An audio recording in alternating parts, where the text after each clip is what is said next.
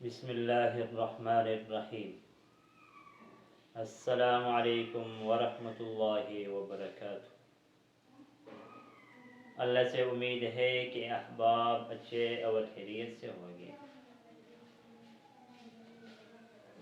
میں نے اس سے پہلے ویڈیو میں بتایا تھا کہ ہم باقاعدہ عربی کا کورس شروع کریں گے، اور آج کورس کا پہلا سبق اور پہلا درس پڑھیں گے جو تعارف کے بارے میں ہے۔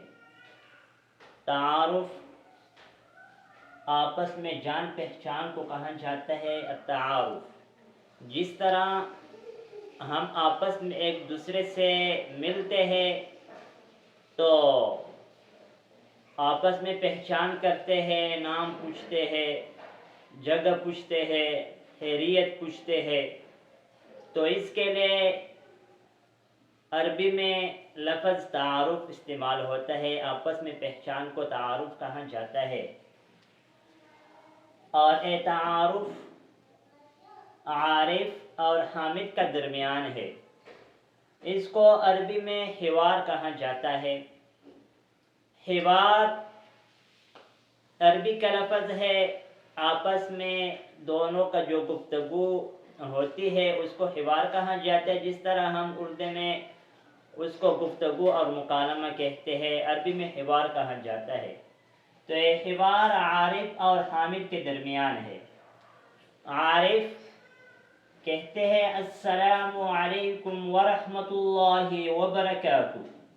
جس طرح عام طور پر جب ہم کسی سے ملتے ہیں تو سب سے پہلے اس پر سلام کرتے ہیں، تو عارف نے بھی حامد پر سب سے پہلے سلام کیا، السلام علیکم ورحمۃ اللہ وبرکاتہ۔ حامد وعلیکم السلام ورحمۃ اللہ وبرکاتہ۔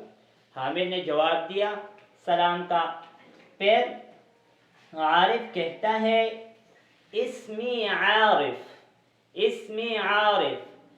اسم نام کے لیے استعمال ہوتا ہے، جو یا ضمیر ہے، اے متکلم کا ضمیر ہے، اپنے لیے استعمال ہوتا ہے، تو اس کا ترجمہ ہے اسمی، میرا نام، عارف، عارف ہے، میرا نام عارف ہے، اسمی عارف، میرا نام عارف ہے۔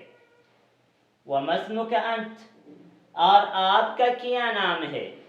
یہاں پر واو کا معنی ہے اور ما استفہام، سوال پوچھنے کے لیے استعمال ہوتا ہے۔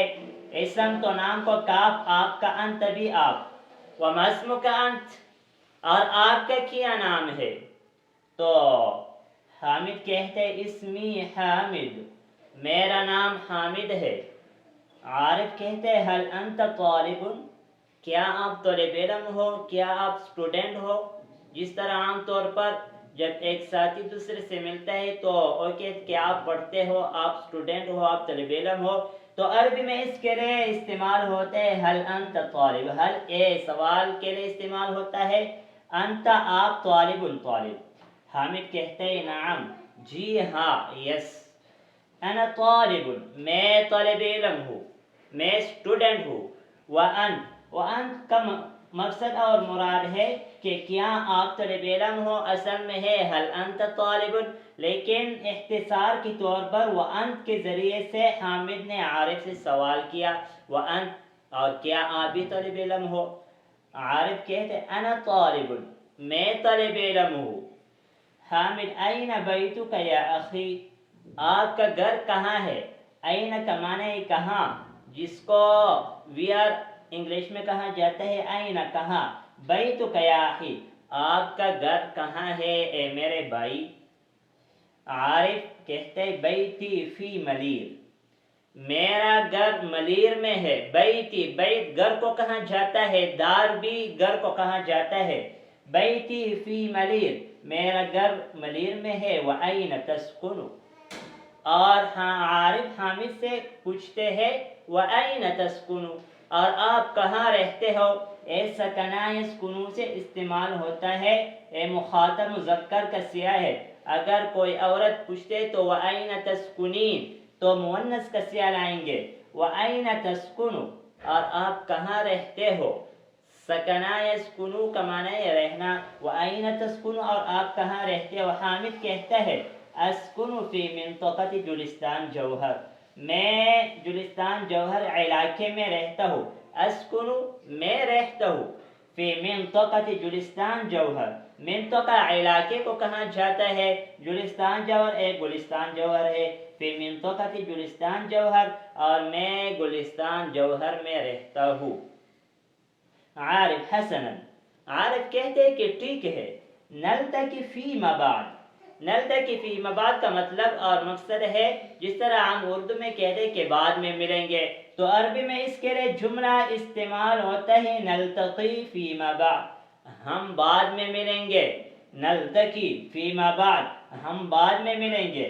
حامد کہتا ہے لا تنسن من صالح الدعاء، جس طرح عام طور پر اردو میں کہا جاتا ہے اور اسی طرح ہر زبان میں ان کے اپنے الفاظ ہوتے ہیں، جو ملاقات کی آخر ہوتا ہے، جب جانے کا وقت ہوتا ہے تو کہتے ہیں کہ آپ ہمیں نیک دعاؤں میں مت بھولیے، لا تنسن من صالح الدعاء، آپ ہمیں نیک دعاؤں میں سے مت بھولیے، لا تنسنا ہمیں نہ بھولے، من صالح الدعاء نیک دعاؤں میں سے۔